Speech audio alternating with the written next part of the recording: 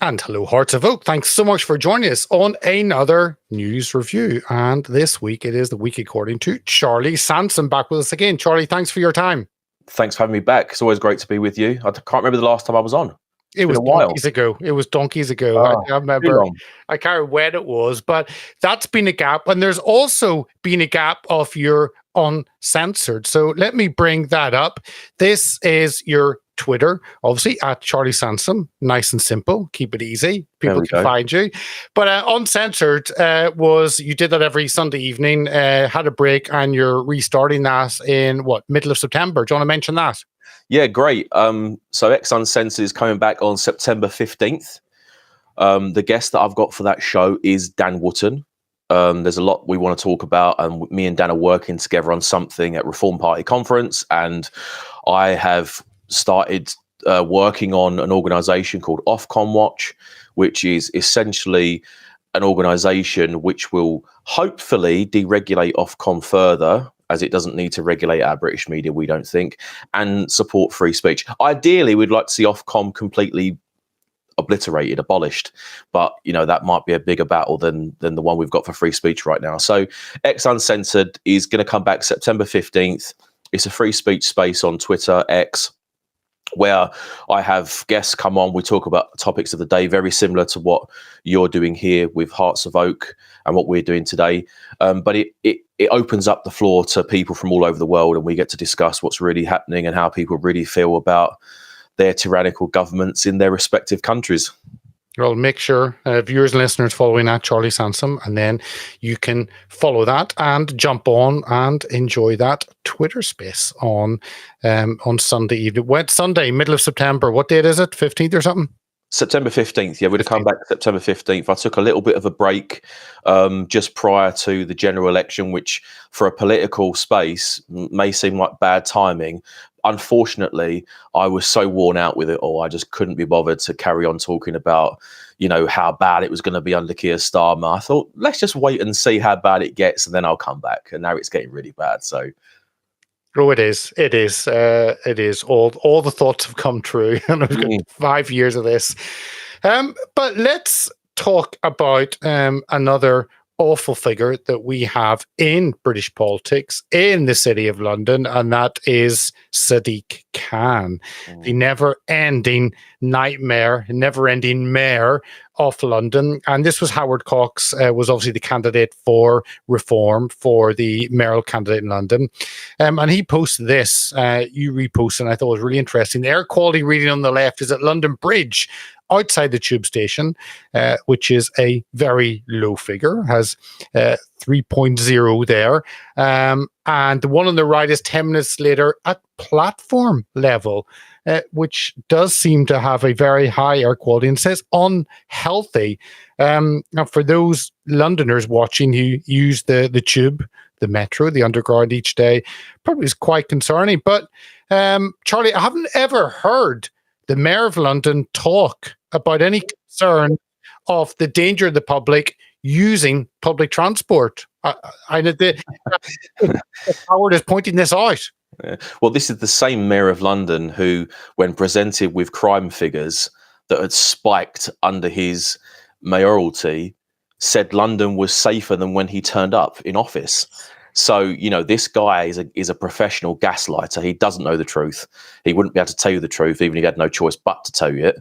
So, these figures, I have a theory that the reason why he wants to penalise drivers driving into the city as opposed to, cost of travel on the underground in London is already extortionate for most people, especially if you live outside the city of London. But I think the reason why it's just fits into the narrative of everything must be green. It's the cars that are the problem. Yeah. It's the cows in the fields that are the problem. I know he's not taxing cows yet, but let's wait and see if he gets enough wind beneath his wings to do it. I think that Howard's not the first person to bring up those figures. There was a journalist, I think, who worked for LBC who went down into the underground, and he did a live video where he was using, I don't know what that machine is called, which reads the numbers, but he was doing a live video of how the numbers dramatically increased the further down he went into the system. So Sadiq Khan is just a money grabber. All politicians with a little bit of power seem to be obsessed with taxing you for things that don't need to be taxed. If you really want to be conscious about health and air quality, you need to fix the underground. The overground is not the problem. It's the underground that's the problem. There's no ventilation down there. There's hundreds of thousands, not millions of people that use that system on a daily basis. They're all clogged up like sardines. I mean, look, let's be realistic here. That's not the problem. The problem is the underground itself. Yeah, and this shows the unhealthy particles per unit of air, and you can see it's a lot higher. I always get pissed off actually using the tube. Some sections of it are so horrendously noisy. So you've also got the damage it can do to you because of breathing in something, but then you could end up being deafened on some parts. I know in West London, going through a part, and you think it's like fingers in your ears, literally, when you're going through that section. I think it's just Sadiq Khan just pissing off Londoners, because he's made a career of it, and Londoners keep going back for more, which is weird. It's who believes in climate change the most? Lefties. Yeah.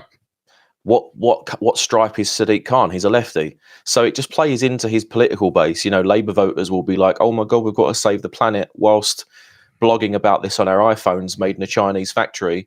It doesn't make any sense to me. It's so silly how people get obsessed with things that, if I stopped eating meat tomorrow and I refused to drive a car and I turned every light off in my house when I wasn't using it, is it going to make a blind bit of difference to anything? Of course it's not. Even if everyone in my street did that, it won't make a difference. We live in a world where everything is politicized. You breathing fresh air has now become political, as we've seen with the ULEZ scheme. Yeah. No, I know. It doesn't end. And India and China, they probably build a power station every couple of days. I've heard crazy figures like that. This is why they're going to win, Peter. When it comes to, the economic league table, this is why those countries are going to win, because they're doing now what we did 200 or 300 years ago with the Industrial Revolution. They're doing it now.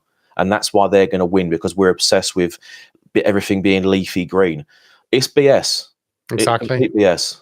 They're interested in success, and we're interested in shafting ourselves. Yeah. But here's another one. Talking about air quality and freedom of speech also.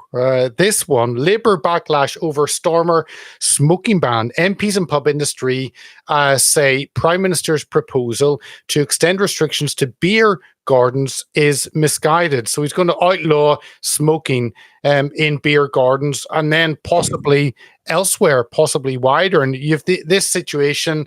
I mean, pubs they had good ventilation systems actually in certain areas to actually take out the smoke. And when I don't smoke cigarettes, but actually I do enjoy a regular pipe or cigar. And you see the pictures of Nigel and others outside the pub in a little corner, basically having a smoke. And the government, I mean, my issue on this, the government are happy to take taxes, but yet want to punish people for that activity which they get taxed. But what are your thoughts on this encroachment again on freedoms to do what you want to do? Yeah, I mean, you're going to be quite surprised by my response to this, because it comes in two parts. When the Conservative government before the general election said they were going to ban smoking for the generation, I can't remember which age group it was, but it started from X generation, and every generation after that would not be able to buy cigarettes.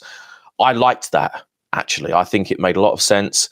It's not very liberal. I know it's not really something that people would have expected me to agree with, but because I understand there are absolutely no health benefits to smoking, none, I actually think it's a good thing. I would hate it if, my daughter decided to pick up cigarettes. It would kill me if she did that. And every parent feels the same way, even if that parent is a smoker. So in many respects, I did quite welcome the prospect of my daughter never being able to buy cigarettes. Great. This, however, I believe goes a step too far, because for as long as adults now are allowed to smoke, they've already had the smoking ban of 2006 decimate pub culture, club culture. Many businesses got shut down because of the smoking ban nearly 20 years ago now.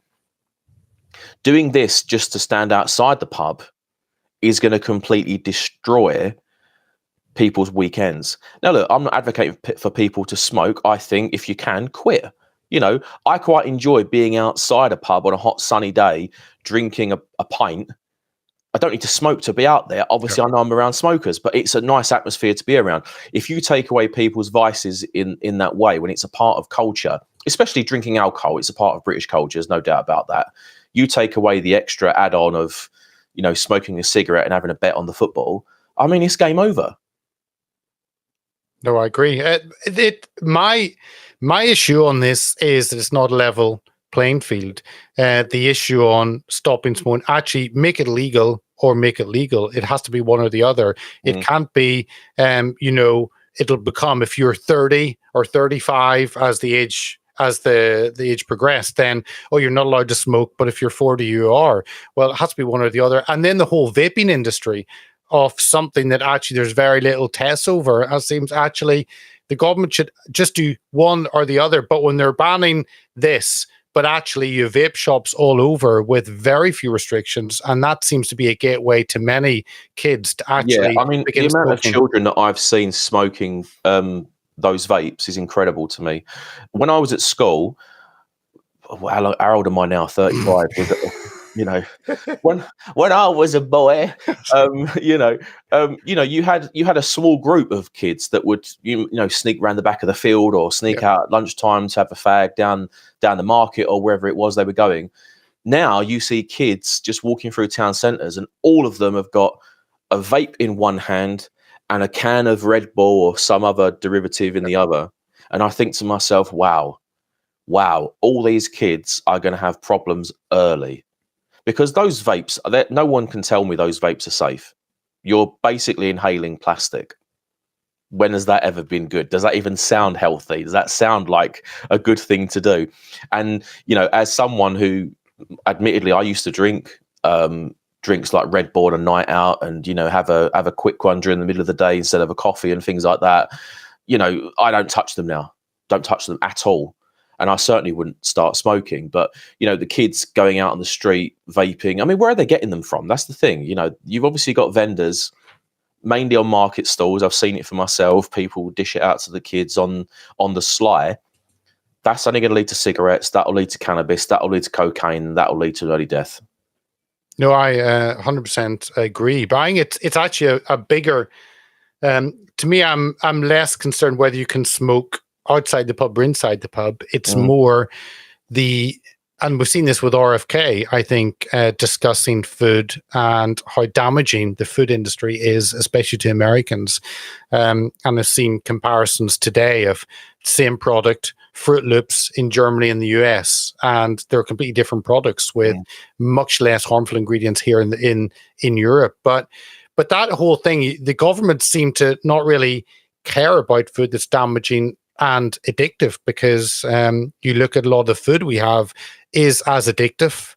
Fast food or processed food is as addictive as cigarettes may be, or alcohol, and yet there's no focus on that. So I would just love to have an honest conversation from a government, but I don't think we're going to get that with Keir Starmer or any other politician. Actually, I feel as though to give people freedom of choice without killing them is a great thing.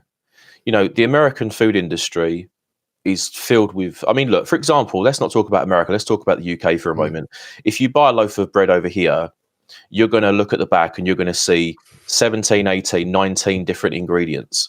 I would challenge anyone to go to a shop and say, I'd like to buy that stabilizer, that, you know, that particular starch, that natural flavoring or whatever bullshit is on the back of a loaf of bread these days. I don't really eat bread, to be fair, because of the amount of ingredients in it. Because if you buy bread, if you have a bread maker at home, how many ingredients do you need? 4, 5 at the best. But in loaves of bread, you've got 17 ingredients at minimum, and you couldn't buy the ingredients. So that to me tells me, should tell everyone else, that bread isn't healthy, not in its modern iteration. But you know, most of the things that we consume aren't healthy. I mean, we're talking about smoking, but in pubs, is alcohol healthy? Should we ban alcohol? That will be the next conversation. Should we get rid of it all? Personally, I like a drink. I know it's not good for me, but I enjoy it. And I don't think I would ever stop having a drink now and again. In fact, talking about it, I fancy going down the pub right now. But you have to give people a certain amount of understanding that, look, this is going to kill you. This isn't. If you eat an apple a day and you eat your vegetables and you have chicken and eggs, it's not going to kill you. But if you eat McDonald's every day, chances are you're going to end up bedridden, being picked up by a crane to go to a hospital appointment because you've got diabetes and heart failure. So I think what we need to do, like you said, is have an honest conversation about what actually goes in our food and work out if people actually want to eat it. You know, everything's based around profit. What can we do to make a quick profit? You go to any restaurant and you ask behind the kitchen door, what oils do you use? Chances are none of them will say extra virgin olive oil. They'll all say things like vegetable oil. And that's misleading because people go, oh, it's vegetables. Yeah. No. The process and how it become vegetable oil is the problem. The bleaching of it, the processing of it. I mean, if you actually saw how some oils were made, you wouldn't go near it. Oh, I agree. Better to keep us ignorant, and then they can keep doing that. Let's move on. Lilani put this out, the wonderful Lilani Dowding, on with us often. She put this out about Zuckerberg. Mark Zuckerberg just admitted to working with the American government to censor people. Me and my friends were constantly in Facebook jail in 2021. I had my Instagram account taken down. Personally, I think censoring the Hunter laptop details should count as election interference. And basically in the letter, Zuckerberg says, I'm really sorry. I did what I was told to do and I feel bad about it, and I shouldn't listen to that level of censorship again from Biden or Harris. But it's all a little bit too little too late. What were your thoughts? Do you accept his tears and his apology? No. I mean, look, he's playing politics because he knows the politics of the United States are about to change. Yeah. If Trump gets in, he knows he's in trouble. Yeah. Because I don't for 1 second think that Trump is a forgiving man. I think he's great, but I don't think he's very forgiving, and nor should he be, given what people like Mark Zuckerberg and people around him have put him through over the past 4 years plus of all these court cases and accusations of wrongdoing, which have been proven to be false. So, you know, I think Mark Zuckerberg understands that Trump is likely going to become president again this year. Yep. And he wants to cover himself and say, look, I made a mistake. But he would have known that mistake was being made at the time he did it. So, you know, did he feel any guilt when he decided to cover up the Hunter Biden laptop? Of course he didn't, because he knows that by covering that up, he got Joe Biden in, which at the time, everybody in the celebrity world, the media world, the tech world, because they're all lefties, it's like, oh, we'll get him in. We know he's senile. He was still senile when he got elected 4 years ago. But we're going to get him in anyway because we can't have Trump. And people make jokes saying Trump derangement syndrome is a joke and it's a conspiracy theory because people on the right can't handle losing the election. Look around. Look around. I've never seen a witch hunt this bad in my life, ever. Oh, I agree. And I will bring up, I wasn't thinking, but now you've mentioned TDS, I'll bring up the little video that RFK's team have done on that, which is wonderful. And every time you see the videos, you think there are some really creative people on the Trump team, and they're producing some fantastic content that makes you think, and using humor and satire, which is so powerful. At the same time, then you've got Harris, who just laughs at you so loudly that your ears bleed. I think she's laughing at herself. She realizes that she's so dire that all she can do, because she would cry if she thought of actually who she was. So there's a lady on Instagram who I come across a while ago.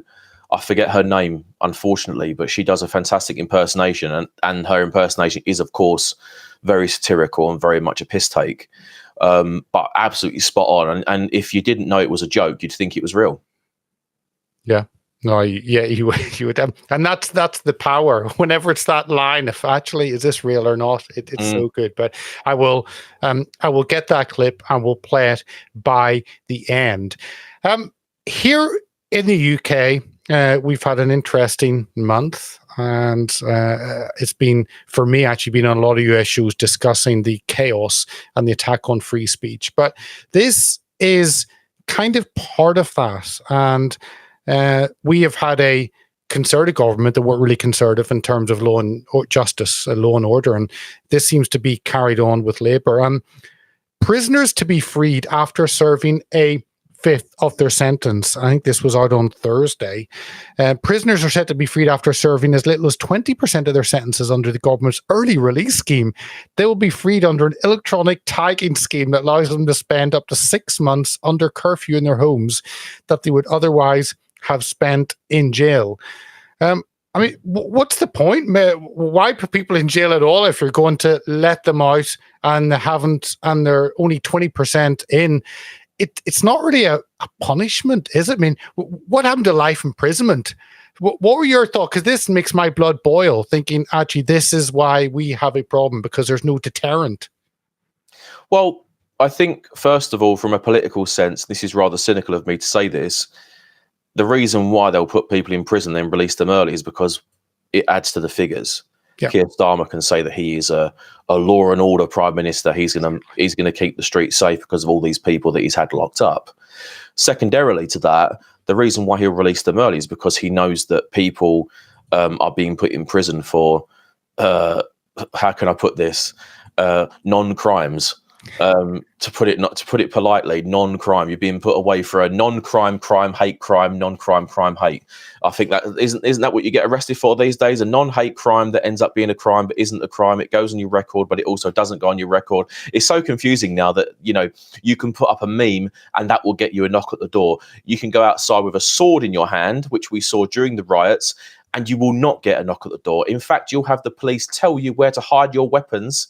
Yep. Inside the mosque. But if you go outside and you tweet from a cafe or a pub and you post something a little bit near the money, then you get banged up. So, when people say we don't have two-tier policing, I have to laugh at that because I've seen it for quite a long time now. The riots over here have proven that there is two-tier policing. Whilst I do I do believe that people going out smashing up buildings is stupid. I agree. I don't see how that's going to benefit you.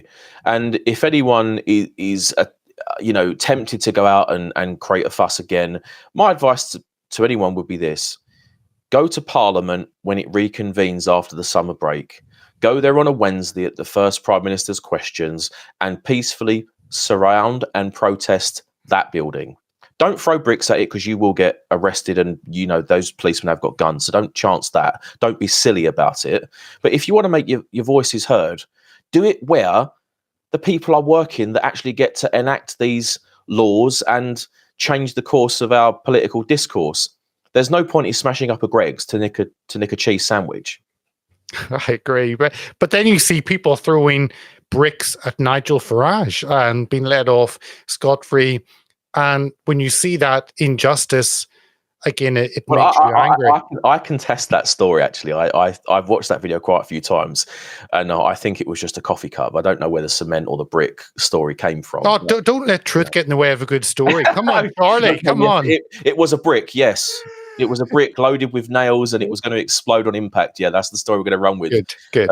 Yeah, we'll go with that one. But yeah, you are right. I see the point you're making. I do see the point you're making, and it all comes down to which political persuasion you have. If you're right wing and you get attacked, well, that's fair play because you're right wing. If you're left wing and you get attacked, well, it's a hate crime.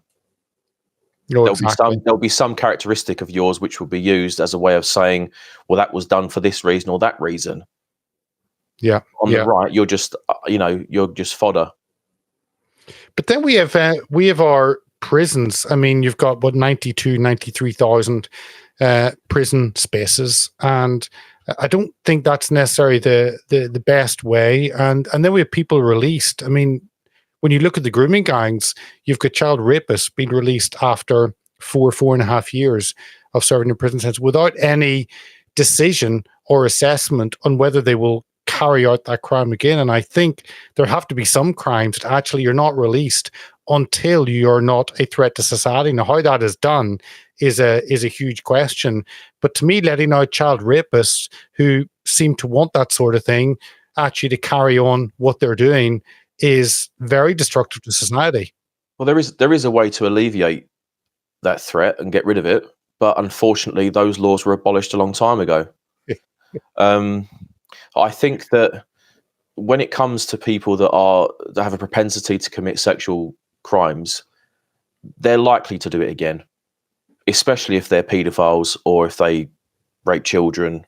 Or you know, I can't see how you can rehabilitate someone like that, or why a society would accept them back into it. I personally wouldn't. If I knew someone had been done for being a nonce, and but I've not done it for 20 years, I don't care. I don't care. You did it once, which means it's in you. You know, I get you can make a mistake. You know, you go out and some people might go and rob a car, or they might go in the shop and nick a bottle of milk and get caught walking out the door with it, things like that. Silly mistakes, you know, like I don't really consider those things to be genuine crimes, like with victims. You know, you nick a loaf of bread, who cares? I'm not saying do it, I'm just saying who cares? You rape a child, done. Just, you know, there are some laws that shouldn't have been abolished, in my opinion. No, I agree. I think that during the riots, one of the sentences was, I think it was 26 months for someone stealing bath bombs from Lush, and maybe one or two other things. So that's half as serious. Stealing a bath bomb is half as serious as child rape. Basically, and it takes on a whole new meaning for don't pick up the soap. It does. And who knows what will happen in his 26 months in jail. So, yes, that could be a story to tell. But we'll move swiftly on from that. Well, you mentioned hate crimes, and this, of course, is Labour changing what the Conservatives have done. One of the few things, actually, the Conservatives have done conservatively. Labour will tell police to record more non-crime hate incidences in reverse of Tory changes.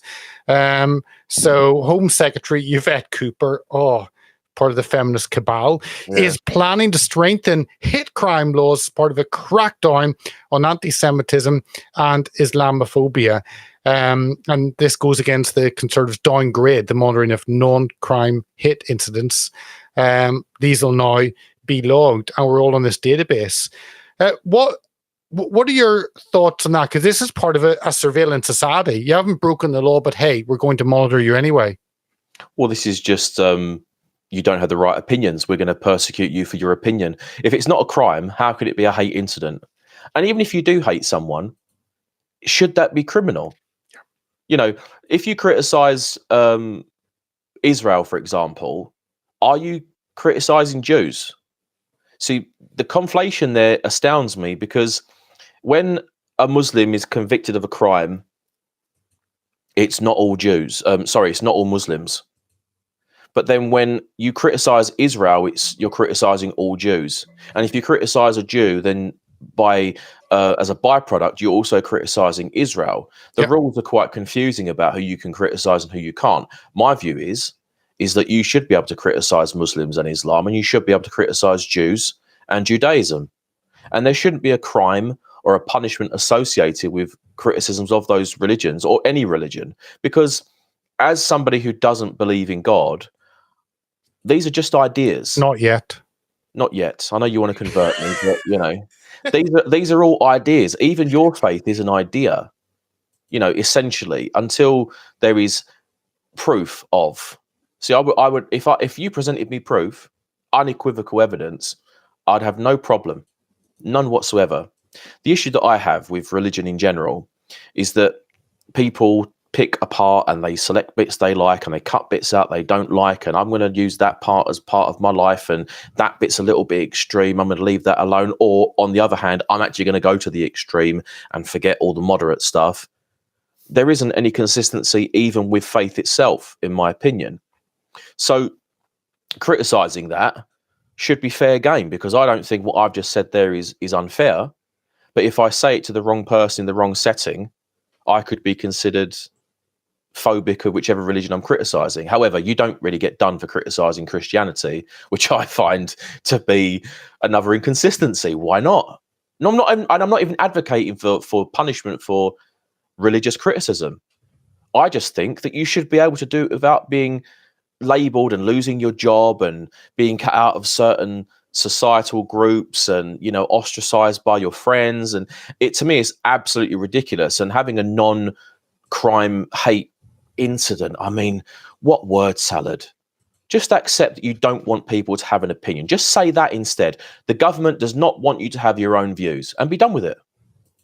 That would mean a bit of honesty, Charlie, which is where we are at. This is why me and you are going to get arrested one day, because we're honest. Oh, we will. That's the issue. I don't know if I want to share a cell with you. I think I might want solitary confinement. I don't know. I promise I'll leave the bath bombs outside the prison. But no, I agree with you on the criticism of religion. I think that any belief is an ideology. I believe Christianity explains the worldview, but other may not, and they have the right to disagree with that. But I mean, if I was in charge, I would get rid of all these blasphemy laws, all the Islamophobia, anti-Semitism. If you want to hit an ideology, you should be able to hit it. That doesn't mean you hit the individual. And yeah, you're right. I get really annoyed. Someone who calls myself a Christian Zionist, but I think if you want to hit Israel or hit the Jews, then I mean that's up to you. Maybe you'll be educated. But yeah, I would remove all of those, because I don't should not be illegal. It's an emotion. So let me come back to you on something there, Peter. You said you're Christian Zionist. Do you think that the concept of Zionism is actually racist? No, I know the concept of actually Israel returning to the land that they had from 1000 BC, back when King David actually established Jerusalem as the capital. I don't think that's wrong. I think they've got along, but I think then that conversation should be had. But that doesn't mean you can't criticize anyone for having that. I'm just asking the question because, you know, you say you want to go back to 1,000 years, back to King David BC. Well, you know, should we go back to the petty kingdoms of England, and, you know, or should we just be under the rule of the Italians, perhaps? Or, you know, how far do you have to go historically before you decide that, okay, now we're happy? Because one way or the other, every country everywhere has been invaded. Every single one of them has been invaded or has been a conqueror and conquered other countries. So where do you draw the lines? I mean, these lines in the sand and the borders, they're all made up. It's only in the current context in which they matter. And I think that personally, for people to go that far back when it comes to Israel and say, look, we need to give them a piece of land because it's historical and it's religious, is ridiculous, actually. It's true. But then if you look at actually, countries are formed generally by force. Land is taken or given by force. That's how it works. And wars continue up to the present day. That cannot be acceptable up to a certain point. And then no, you're not allowed to actually fight over anything. You must accept everything that's there.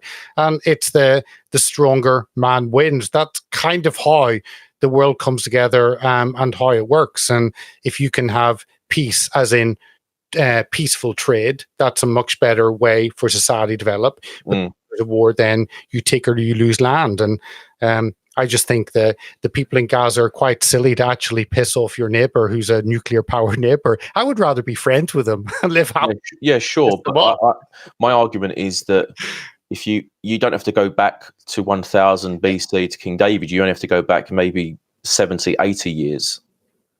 And you see the beginning of the problem that you see that has developed into today's issues. I agree. It's very complicated, but I'm also up for taking back America. So 100%. The war in Posse. We can have you back. You know what? My views on Zionism have suddenly changed. Yeah. When are we going to Washington, D.C.? Exactly. Although exactly. I think they've done better over the last 50, 60 years in the UK. The UK has been in decline. They've been in the ascendancy, and now that's hit a certain point. Yeah. And now for the US, actually, 5th of November is the most important day in maybe decades, actually, in terms of freedoms. Yeah, I know the world.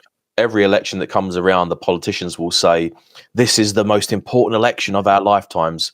For the first time ever, I agree with you on the American election this year. That will be the most important election of our lifetimes, without any shadow of a doubt.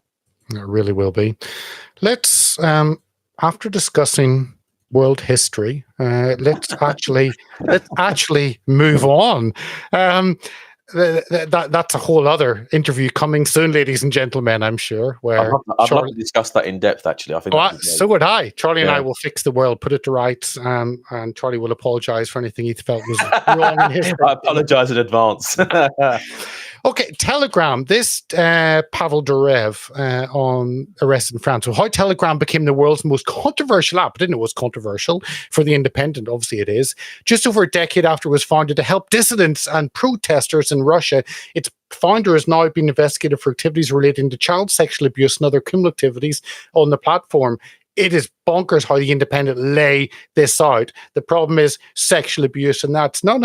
That's not the issue. Pavel Durev, as far as any of us know, has not been involved in anything like that. He's simply set up a system to communicate without government interference. But obviously he was arrested and has been held, just been released on €5.5 million bail. He must go to police station twice a week. And we've got Efrat Finnigson on Monday actually discussing this in more depth. But what are your thoughts on this? This fear the government have to communication they cannot control? Well, I think you've answered your own question.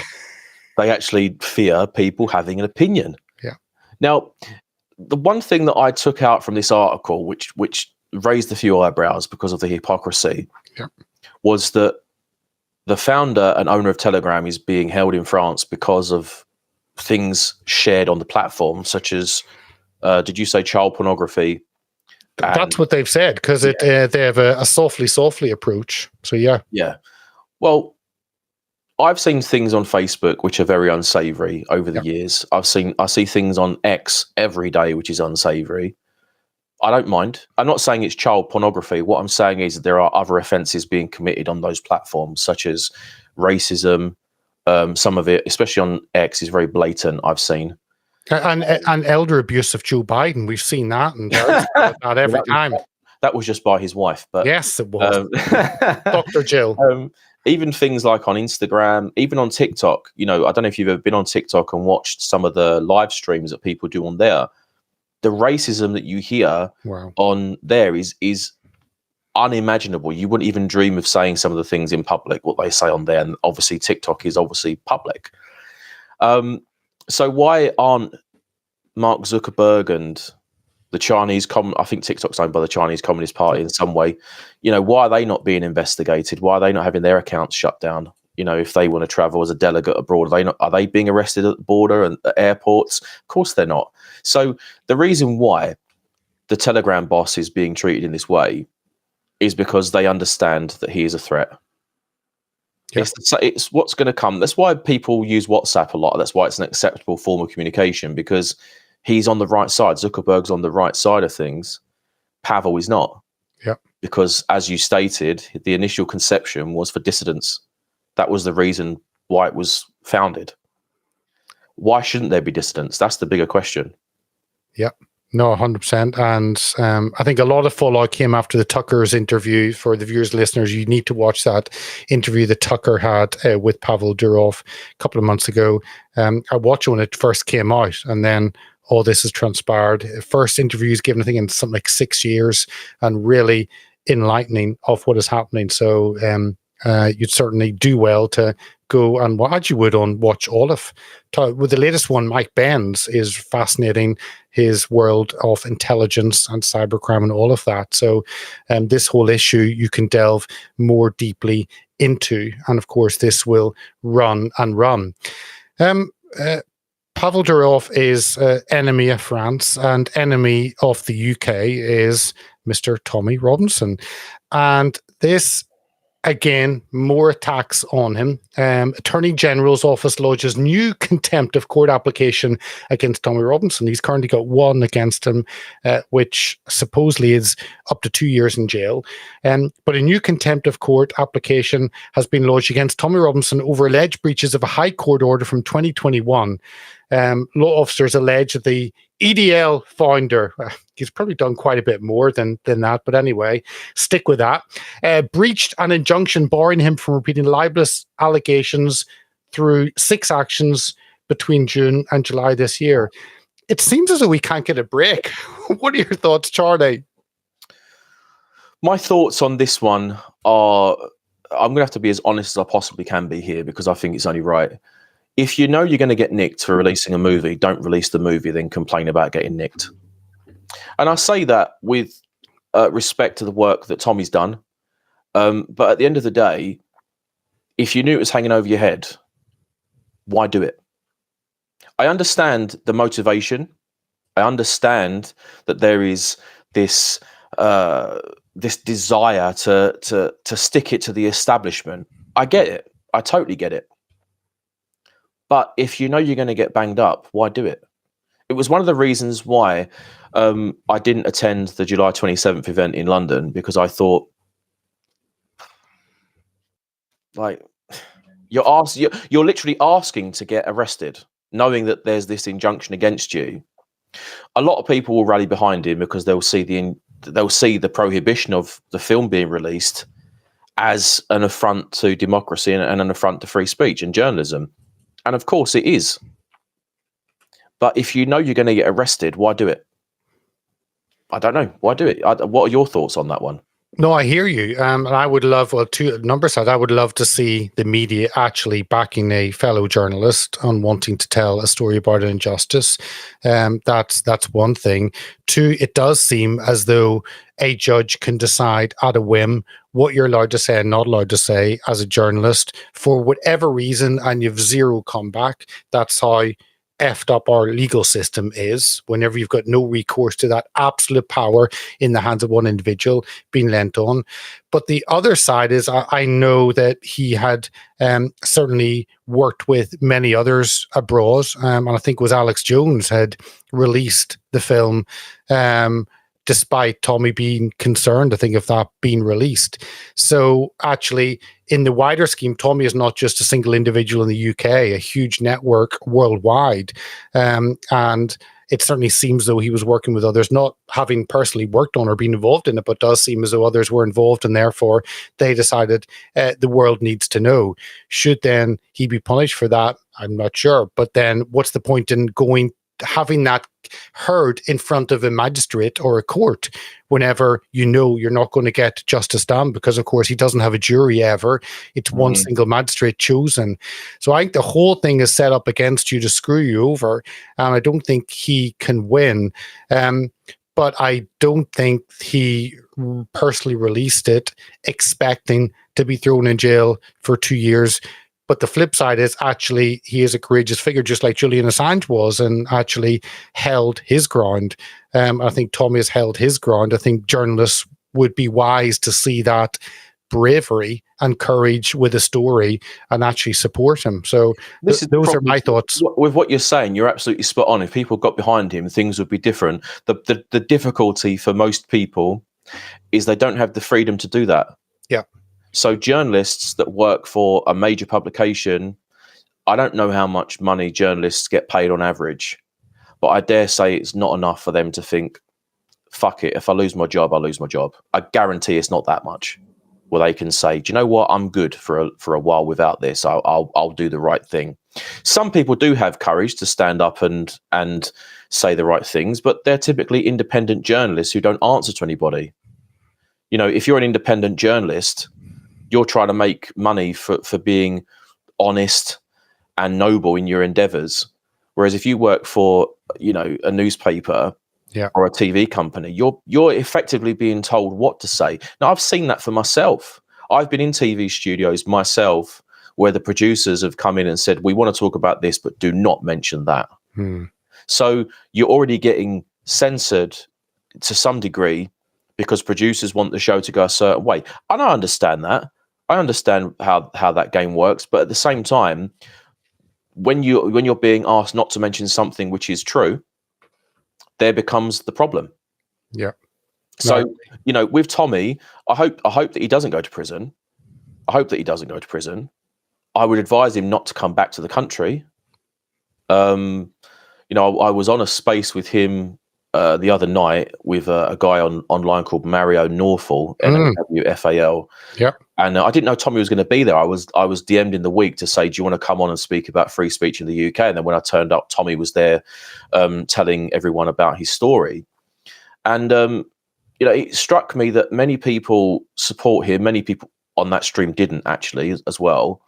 But I go back to the initial point, and I said this at the time: why release a film that you know is going to get you arrested and put in prison? For me, there must have been another way.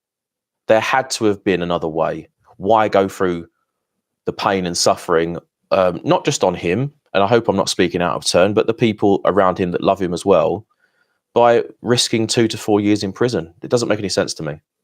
I agree. But then what do you do if you're in a situation where you keep producing films and they keep getting restricted or banned? Then actually that's your job. And you could delegate the dissemination of information. That's the only way forward. If you know that you can't release that film yourself directly, disseminate the information to other people to release on their own accounts and their own networks. That way you can claim deniability. The information, I'm sure, is out there already because that film was released a couple of years ago, I think, by another company called Mice Media for a period of time. So people could have found it and come to their own conclusions and done their own journalism and reporting on it. So moving forward, maybe that's a consideration. No, 100%. Right, let's do 2 or 3 minutes on each of these. This is the crime of being white. And this crime that Charlie and I do suffer from. Oh no! I was going to say, do pray for us. Do feel for us. You can feel for Charlie. You can pray for me and our difficulty of embracing our whiteness. But teachers will be trained to challenge whiteness in schools. This is in the Telegraph. Guidance has been created for teacher training courses to ensure future educators are anti-racist and prepared to implement this in the classroom. This is wonderful. We're going to banish whiteness. Isn't this such good news, Charlie? Well, I want to know how what the levels are. Who's whiter, who's more translucent, you or I? Who is the pastier fellow Brit here? I don't know which one. Let's have a little close up shot. I think I've got a little bit more color. I don't know. Yeah, you probably just had a bit more sun than I have. I don't like the sun. This is how you escape jail. You see, you go and get a suntan. You rub on some banana oil and sit in the sun all day and crisp up, and then, you can pretend to be Chris Brown. That does make sense, and that is one solution around this. But I mean, this is literally, it's never ending. It's a continual attack on a part side. I think it fits into the 2-tier legal system that we see in many areas, certainly in terms of the grooming gangs, where people were left alone. And then if you look at the rats, it's different. But yeah, it seems ongoing. But it's not something that just affects the UK. It seems to affect every country in the West. Yeah, you're right. You're right. We all need a bit more pigmentation. Otherwise, we're going to end up in the gulag. I struggle with the concept of whiteness and white privilege as though this is somehow a negative, because on the flip side, if I said, "Yeah, mate, you're a bit too dark for my liking," am I over? Am I finished or what?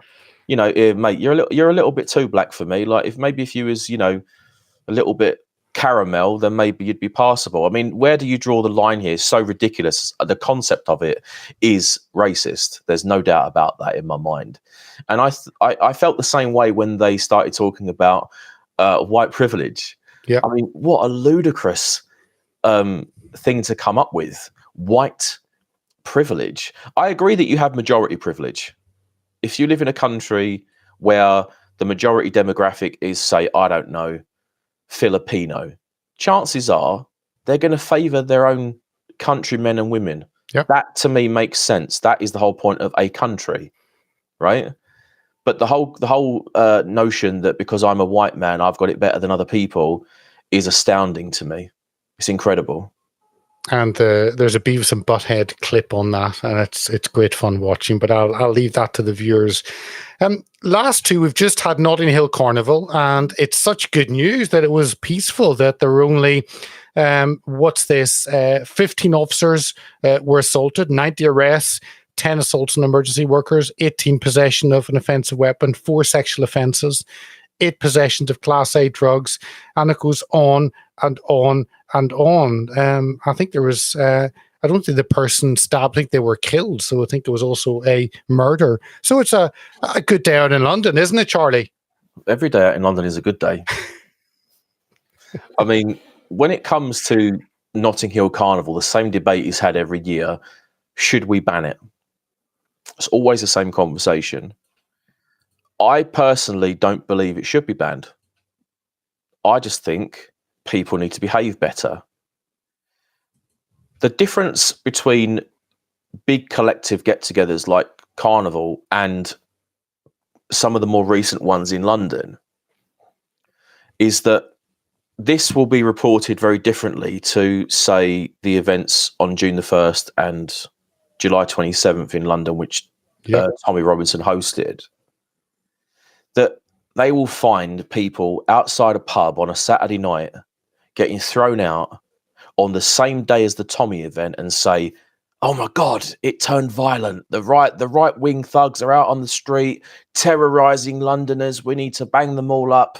They're out there with their England flags, blah, blah, blah.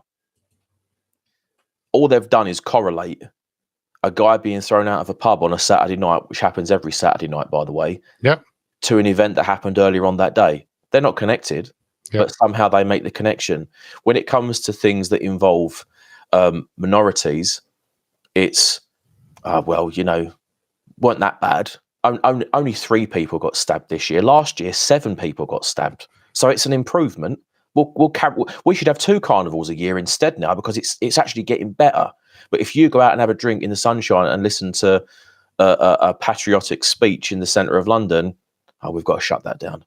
You couldn't even watch the football. Euro 2024 final was, you couldn't even go out for a drink in London that night because Sadiq Khan banned it.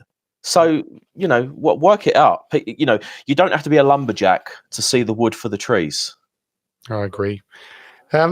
Let's just just 1 or 2 comments on this. It's about the military, and this is the US Navy to sideline 17 vessels due to manpower shortages. Operating crews will be redistributed to free up 700 sailors. It's a bit worrying whenever China ramping up their, especially their navy, America going to sideline. You do need those ships to actually patrol areas and keep order in certain areas, but it seems though the US are pulling back from that role. Well, if they can't get the men to man the ships, I mean, whilst that's interesting enough as a headline, the question is, why can't they find the people to do it? Because Americans are some of the most patriotic people in the world. So now you've got people that don't want to join the Navy. Why is that? Ask that question. Why do they not want to fight for their country anymore? It's the same thing we have over here, and I think the answer is going to be very similar. Why do people not want to join the British Armed Forces? Why do they not want to give their life for king and country? Because the king does what he's told, sadly, and the country is being overrun by people that don't care about the land we live on. So what are you fighting for? I say this often, and I hope you don't mind me repeating myself, but countries in the West are subsidiaries of multinational corporations. That's all they are. And people are waking up to that. They may not be able to put their finger on it, but there's a gut feeling that this isn't our country anymore. We're owned by, you know, these big, huge, massive companies that have got their tentacles all over the West. Why do you think everyone moves in lockstep? Everybody's talking about DEI and inclusion and LGBT and black rights and white people are bad and, you know, you've got to be tolerant and it's not all Muslims and don't criticize the Jews and blah, blah, blah, blah, blah. It's all the same. You go to France, Germany, Belgium, Spain, Italy, America. All these problems are prevalent there. Canada's even worse than all those countries put together, by the way. But yeah, in Canada too. Australia, all of these countries have the same problems. Why? They've got different governments. They've got different politics involved. But one thing they all have in common is the multinationals. Yeah, I agree. 100%. Charlie, it's always good having you on. Thank you so much for joining us and giving us your thoughts on all those stories and more. Well, thank you very much for having me. Make sure you get me back on sooner this time because, I was beginning to miss you. Or you would do, I miss you as well, Charlie. Let me just play this, I think 1.5 minutes. This was a campaign video for the Trump team that's put out by Nicole Shanahan, who was RFK Jr.'s running mate. I'll just leave you with this. So let me play this. Are you or your loved ones suffering from illnesses such as TDS, also known as Trump derangement syndrome?